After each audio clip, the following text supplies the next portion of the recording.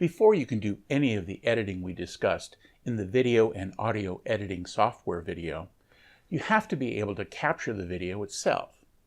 For this discussion, I'm going to assume that you're a hobbyist who likes to record some of the action that goes on at the field, the kids at their sports games, or perhaps a student getting a general overview of the kind of camera you may want to look at for a class or student project.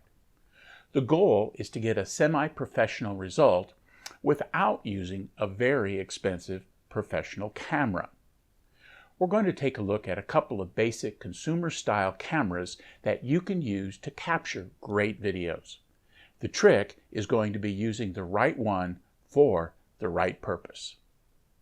The first camera we'll discuss is likely in your pocket or sitting beside you right now. Yep, your smartphone. Some of the newer smartphones have pretty good video recording capabilities. They are easy to use and have enough flexibility and control options to allow you to set white balance, video format, frame rate, and other important settings. Your phone can be a good tool for impromptu shooting situations and close-up or close-in shooting. You've probably seen videos from contests where only smartphone video was allowed. If you look on Amazon.com, you'll find a bunch of neat accessories for smartphone cameras. Your smartphone could be exactly the right rig to get a close-up of a model or to shoot a mini interview with someone and their new model at the field. Keep in mind that audio quality might be an issue if using a smartphone's microphone. We'll discuss audio in a separate video. Another use for your smartphone video camera is what I call your second angle camera. You can use a mini tripod or boom style mic stand to focus your camera on some specific detail while using your main camera for a wider shot or vice versa. If you've gone for a paid video editor, it's likely it has a picture-in-picture effect where you can display the close-up while displaying the wide shot, and of course, you can just cut to the close-up too. Some of the accessories I mentioned earlier will help with this. There are attachment clips for tripods and mic stands, as well as small sliders that look a bit like a roller skate. Not to mention a variety of lenses to mount to your smartphone. When using your smartphone, make sure you have it set to record at the same aspect ratio and frame rate as you'll be using in the other cameras. While your video editor can most likely import various types of videos, having the same basic settings will provide some consistency. You'd like to avoid your audience noticing a big change in video quality, such as might happen when using 30 and 24 frames per second, or a loss of resolution when recording at 720 instead of 1080. The next camera you'll need to consider is a basic Handycam style video camera. You can find these from several manufacturers, including Sony and Canon. These cameras usually have fold-out touchscreens where you can make setting selections, control playback, and of course see what's being recorded. For shooting RC footage, you'll also need to purchase or make a shield or shade box for the screen, as bright sunlight will wash out the image to the point that you won't be able to see what you're shooting. There are lots of choices for shade hoods on Amazon.com, several under $10. I find this style camera is easy to bring along and easy to shoot with. Their lightweight allows you to easily hold and maneuver the camera to follow the aircraft in flight. Record, standby, and zoom buttons are usually easily accessible without losing track of the aircraft or your kid rounding the bases. The key to success for using one of these cameras is to set the focus to manual and then to infinity. The model will normally be far enough away from the camera to always be in focus. This avoids the searching you sometimes see on RC videos when the camera loses track of its focus point. By setting your camera to manual and infinity, you avoid this annoying problem. When it comes to zoom, Try to find a zoom setting you like and stick with it. Most of these little handycams allow you to slowly and smoothly zoom in and out with a delicate touch of the zoom button. However, too much zooming action is distracting and hard on the viewer. Your goal should be to have the model fill a significant portion of the screen while not being so closely zoomed in that it becomes hard to keep the model in the frame. At high zoom factors, it can be a bit like keeping your eye on the model while looking through a long cardboard tube in the middle of a roll of paper towels. You only get a few degrees of vision, and when the plane flies out of the frame, it can be hard to find again. Oh, and turn off the digital zoom. Stick with optical zoom only. You'll also find that a high zoom factor can make for a shaky video. Even small movements have a big effect on where the subject is in the frame. Since the subject is usually moving, and thus so are you, it can be tough to keep things from bouncing around. Less zoom is one way to reduce that problem. The other way to reduce that shaking is to take a firm stance when shooting. I find I get my best RC airplane results when I face 90 degrees to the upwind and downwind direction with my feet shoulder width apart. I can then pivot my upper body at my hips or waist to smoothly capture the side-to-side vector. I can tilt my wrists up and down to manage the vertical aspect of the flight. This is all done with both hands on the camera and with both elbows tucked tightly into my body. I still get some jumpiness, but there's not a lot you can do to prevent that without things like tripods and professional level cameras. Plan on spending $200 to $300 on a decent Handycam style camera. The really inexpensive camera may have the same form factor, but their sensors and their data throughput inside the camera will not allow the kind of panning and zooming you'll be doing when shooting an RC model. Handycams with viewfinders really help in the sunlight, but those will raise your price point up to the $800 level or so. One of the cool things about even entry-level DSLR cameras is their ability to shoot video. These cameras will allow you to use a wide variety of lenses and make full use of the wide range of settings they have. Shooting video with these cameras can be a bit more complicated due to the variables these cameras allow you to control. Their size makes shooting video a bit more difficult too. As with the Handycam style camera, you'll want a sun hood so that you can see what the lens is capturing on the LCD screen. Some of these hoods completely surround the LCD screen on the rear of the camera and include an eyepiece to look through. Many times the eyepiece has a magnification factor built in to make focusing easier. A review on Amazon showed acceptable versions of this type of a shield to start at about $15 and go all the way up to over $250 for professional name brands. Some DSLRs have fold-out screens that will allow you to position the screen at an angle that allows you to firmly brace the camera against your body while keeping the screen visible. Others only have a back-mounted LCD panel, which means that you need to hold the camera high enough to see the screen. This can result in a bit more camera shake, especially after holding the camera in that position for several minutes.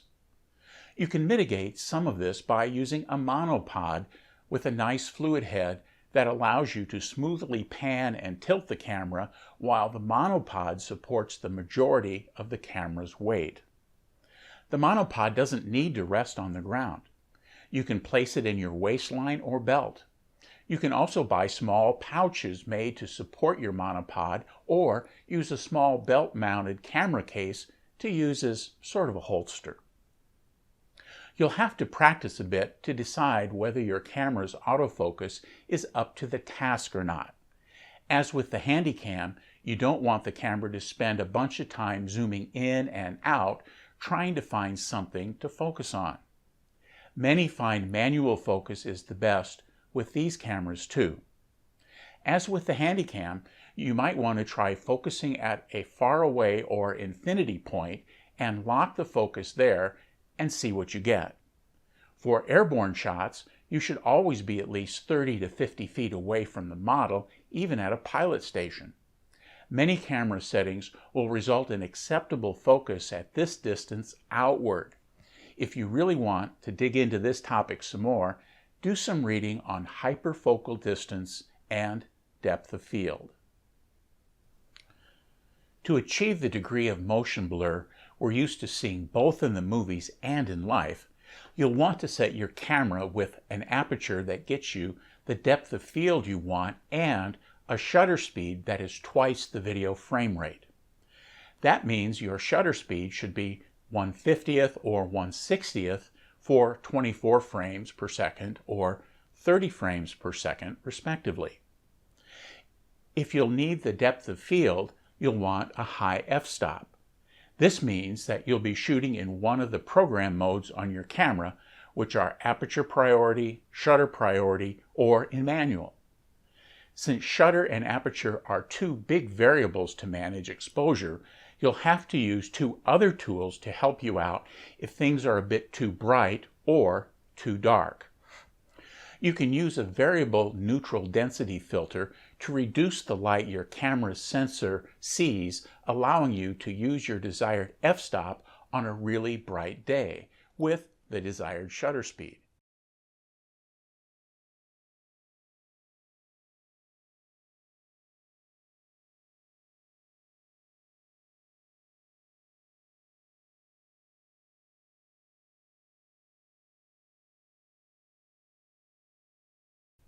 On the other hand, on cloudy days when you need a deep depth of field and thus a small aperture, you'll need to up your ISO to help match the required aperture and shutter speed with the available lighting.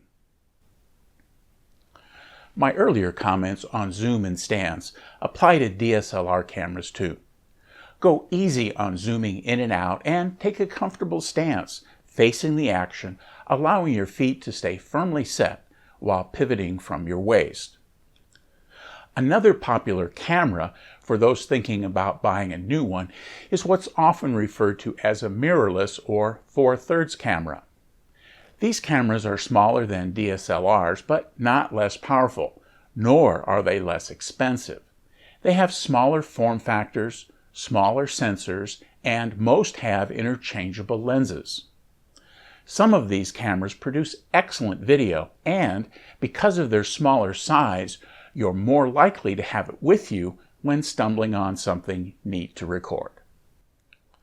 The next camera style you may find useful, or you may have in your camera collection already, is an action cam like the GoPro or other similar camera.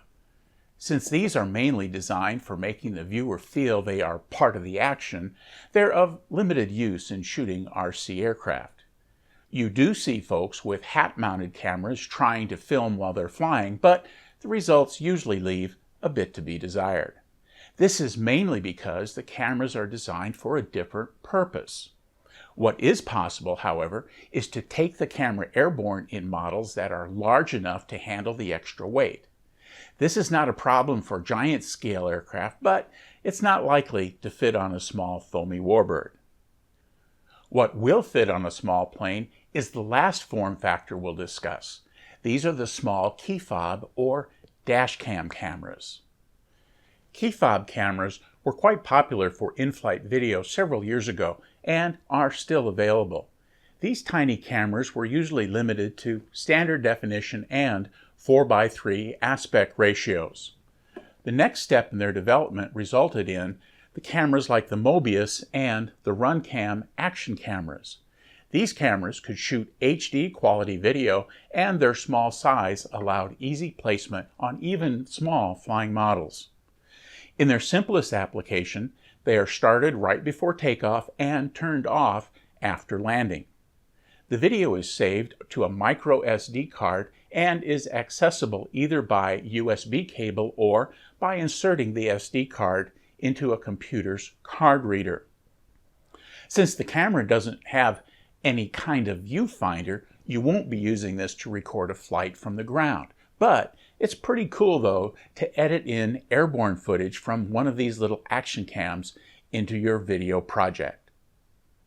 The decision to what camera to choose for your primary video camera will probably fall between the Handycam style video camera and a video-capable DSLR, or maybe a 4/3.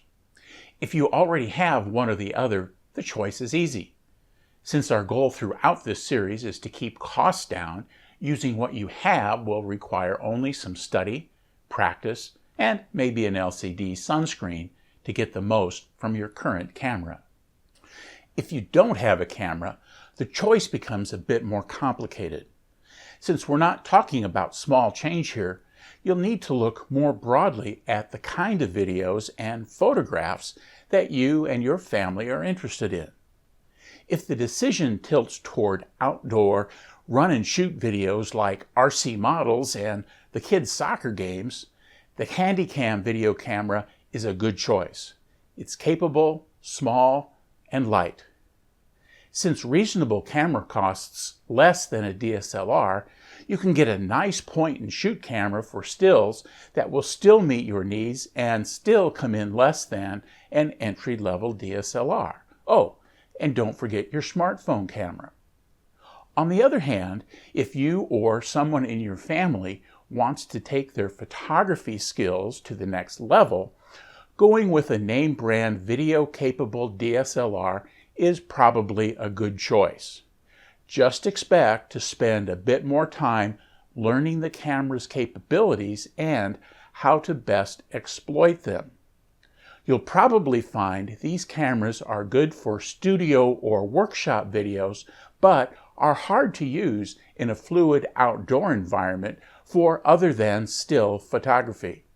Oh, and don't forget the budget for some of the accessories we've mentioned, such as a monopod, neutral density filters, and a sunscreen.